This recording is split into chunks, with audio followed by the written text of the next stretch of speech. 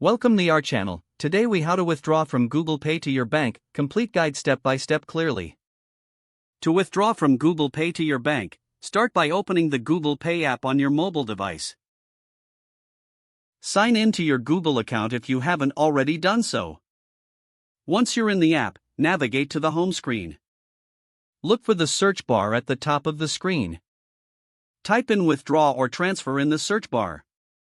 Select the option for transferring money or withdrawing funds.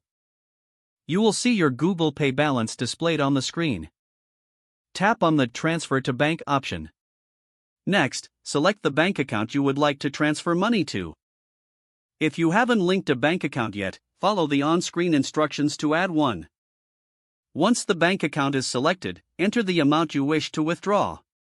Review the details to ensure everything is correct. After confirming the amount, tap the Transfer button. You may be prompted to verify your identity through a security code or biometric verification.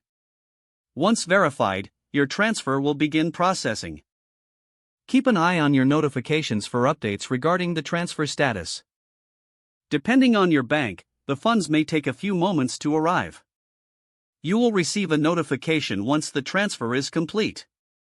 That's how you can withdraw funds from Google Pay to your bank account with ease. If the page does not load, refresh the browser or try again in a private or incognito window. Make sure you are using the correct email address, then retype it carefully to avoid small typos. If your password is not accepted, use the reset option and create a new strong password you can remember. Check your spam folder for verification or security emails, then complete any requested confirmation steps. Enable two-factor authentication if available to improve account security and reduce unauthorized access risk. After signing in, review your profile details so your contact information and settings are accurate and current.